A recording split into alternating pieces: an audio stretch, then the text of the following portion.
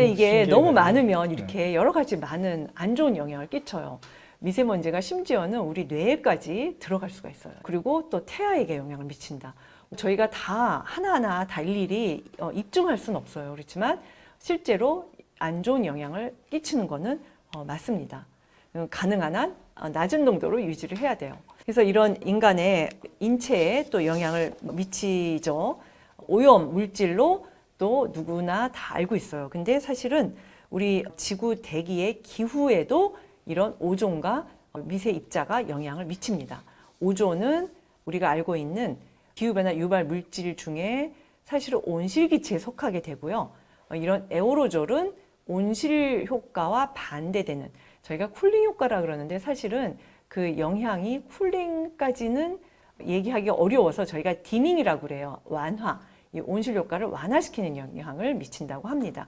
얘네들을 단수명 기후변화 유발 물질이라고 그렇게 정의를 합니다. 단수명이라 그러는 거는 실제 온실기체는 한 100년 정도 대기 중에 존재할 수 있는데 얘들은 한 일주일 정도밖에 존재하지 않기 때문에 이런 식으로 구분을 하게 됩니다. 근데 이러한 그 에어로졸이라고 저희가 이제 부르거든요. 이런 물질들이 왜 기후에 영향을 미치느냐? 산란을 하기 때문에 그래요. 대기 중으로 유입되는 태양 에너지를 일부를 차단하는 그런 영향을 끼치게 되는 거죠. 근데 이렇게 인간이 만드는 작은 입자들은 태양 에너지를 조금 더 효과적으로 산란을 시킬 수가 있습니다. 그래서 사실은 인간의 인체에는 안 좋은 영향을 미치지만 기후변화 측면에서는 어느 정도 혜택을 주기도 해요. 태양 에너지를 차단을 시켜서 온난화를 조금 더 완화시켜주는 역할을 하기 때문입니다. 그래서 이러한 기후변화 유발 물질들은 아까 제가 지구에 구름을 만드는데 굉장히 중요한 영향을 미친다고 했잖아요. 근데 이런 구름도 사실은 태양 에너지를 차단을 시켜줘요. 근데 이러한 미세 입자가 많아지면은 여러 가지 복합적인 아주 복잡한 영향을 끼치게 되는데 제가 여기다가 보여드린 두 개의 대비는 미세 입자의 양이 많고 적고, 근데 구름이 조금 더 까맣게 보이고요. 구름이 좀 더 하얗게 보이고, 그 다음에 빗방울이 조금 더 많고 이게 적잖아요. 이게 다 미세 입자와 그 다음에 구름, 그 다음에 이게 기후에 또 미치는 이제 상호작용을 표현을 한 겁니다. 여러분 혹시 이런 거에 대해서 조금 더 자세한 설명이 필요하시면 저한테 메일을 주시면 제가 자세하게 설명을 드리도록 하겠습니다. 사실은 이러한 아주 작은 미세 입자가 지구 전체의 기후에 영향을 또 미치게 되는 거죠. 그리고 지금 온난화 시기에 있는데 오존이 지구의 온도가 높아지면은 사실은 더 많이 생성이 돼요. 2100년에 7월에 얼마나 오존이 증가할 것이냐. 근데 아시아 쪽에 오존의 증가가 예측이 됩니다. 거의 보면은 현재 지구의 대기의 평균 농도가 한 50, 60 정도 되는데 그거에 맞먹는 그 오존이 더 늘어날 게 예측이 되는 거예요. 그러니까 사실 이거는 굉장히 중요합니다. 저희가 이제 경각심을 가져야 됩니다. 이것도 우리나라의 오존의 농도 변화를 살펴본 겁니다. 이 위에는 온도의 변화인데요. 이 서울을 기준으로 한 겁니다. 보면은 조금씩 증가하고 있어요. 근데 오존도 보면은 농도가 증가하고 있습니다. 이 5월하고 6월이 오존의 농도가 가장 높은 그런 시기인데요. 평균 농도로 살펴봤을 때 한 1년에 1ppb 정도, 요거는 10의 마이너스 9승에 해당하는 그런 비율입니다. 그렇게 증가를 했어요. 그럼 과거 한 20년 동안 대기 중에 오존이 한 20ppb 정도가 증가한 거죠. 상당히 이거는 그 중요한 그런 증가입니다. 앞으로도 이렇게 오존이 증가할까? 아니면은 이 증가율이 조금 완화될까? 이제 이런 하나의 그 연구를 하는 분야가 바로 대기 화학입니다. 물론 미세먼지의 생성 기작도 저희가 연구를 하고 있죠. 우리나라는 오존의 증가 속도가 다른 나라들 또 다른 지역보다 조금 더 빠르다고 그렇게 알려져 있어요. 특히 이제 동북아시아 굉장히 아주 많은 일들이 일어나고 있는 대기 환경적으로 복잡하고 이제 미묘한 그런 지역입니다. 이 기후변화 측면에서 요 중심 이렇게 여기를 기준으로 오른쪽은 온난화에 영향을 기여하는 물질들이고요. 그다음에 이 왼쪽은 쿨링 효과를 주는 물질입니다.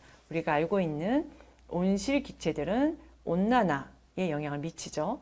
근데 이 세입자, 에우로졸이라고 부르는 이 물질들은 사실 이렇게 쿨링에 영향을 미칩니다.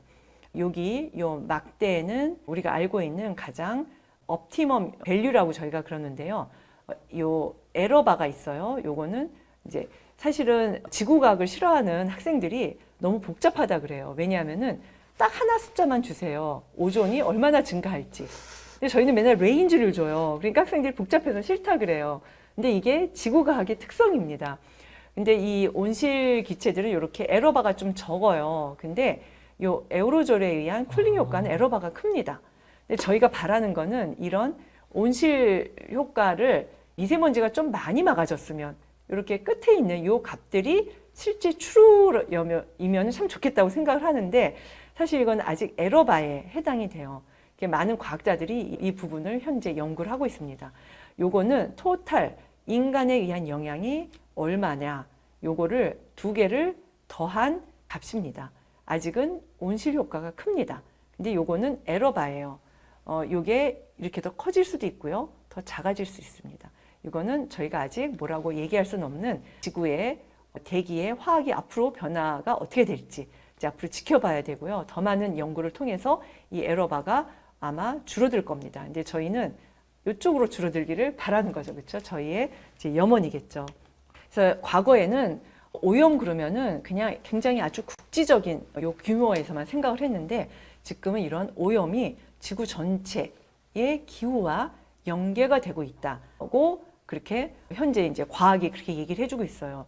여러분이 활동하는 그런 모든 일상의 활동이 에너지를 활용을 합니다. 그럼 우리는 대기에 많은 알게 모르게 오염물질들을 배출할 수밖에 없어요.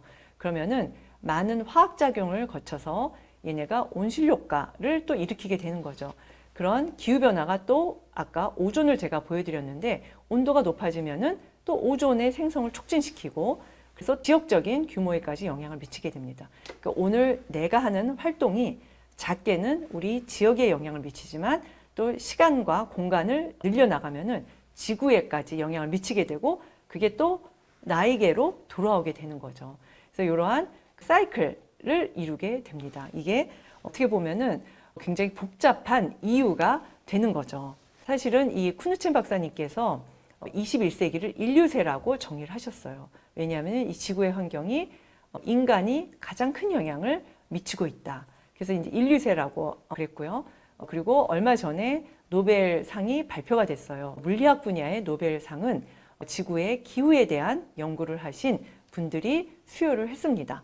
굉장히 유명한 해양 물리학자 또 뭐 대기과학 쪽 기후에 많은 기여를 하신 분이에요. 1995년에는 노벨 화학상을 먼저 받으셨고요. 그다음에 2021년에는 이제 기후변화로 이 노벨 물리학상이 이제 수상이 되었습니다. 그 정도로 이제 중요한 거죠.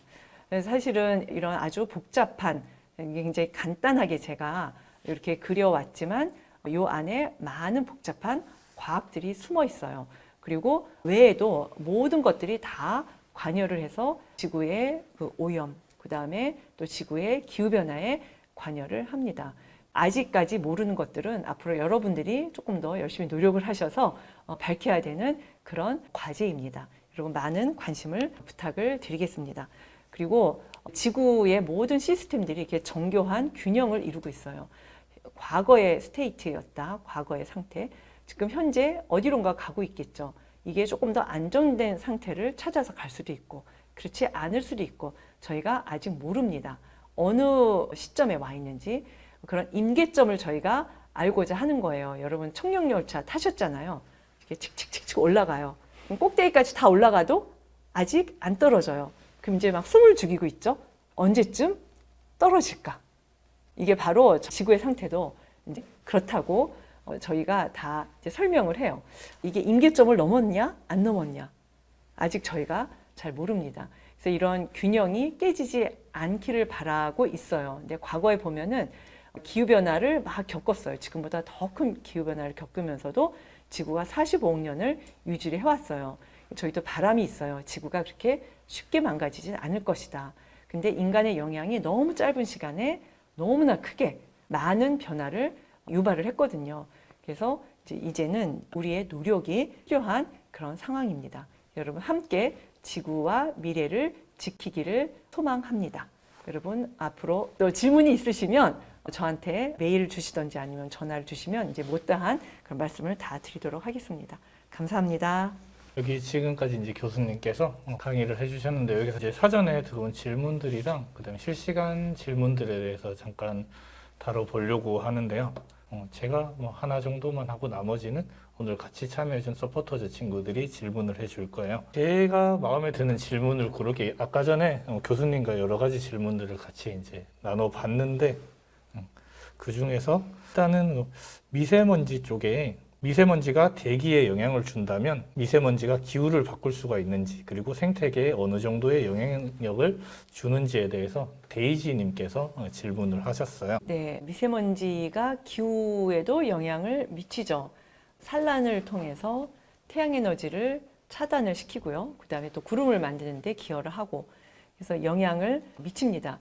그리고 생태계에도 분명히 영향을 미칠 텐데 여러 가지 연구가 진행이 되고 있는데 아직 뭐 확실하게 어느 정도의 영향을 어떻게 미친다 하는 그런 결과는 이렇게 확립이 되지는 않았습니다. 이게 굉장히 최근에 일어났던 그런 이제 오염 문제이기 때문에요. 그래서 이런 다양한 연구는 현재 진행이 되고 있기 때문에 아마 조만간에 또 발표가 될 거라고 그렇게 기대를 합니다. 이건 저희 서포터즈 친구들이 사전에 요거 강연에 대해서 이제 질문을 주신 건데 네.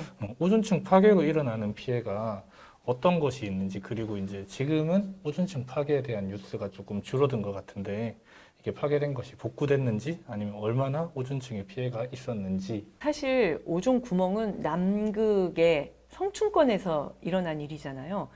저희하고는 굉장히 멀어요, 그렇죠? 여러분 남극까지 가실 일이 있나요? 사실은 오존이 없어지면은 그 자외선 양이 늘기 때문에 저희한테 위해하잖아요. 그 자외선이 많아지면은 이제 뮤테이션을 일으키고 그게 많은 영향을 끼치게 되는데 사실 그쪽에만 가지 않으면은 별 문제는 없어요. 근데 왜 이게 이렇게 전지구적인 환경 문제로 대두가 됐느냐?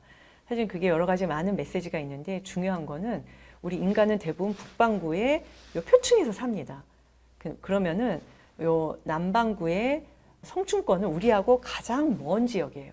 인간의 영향이 우리 인간하고 가장 먼 지역에서 가장 먼저 문제가 발생이 된 거예요.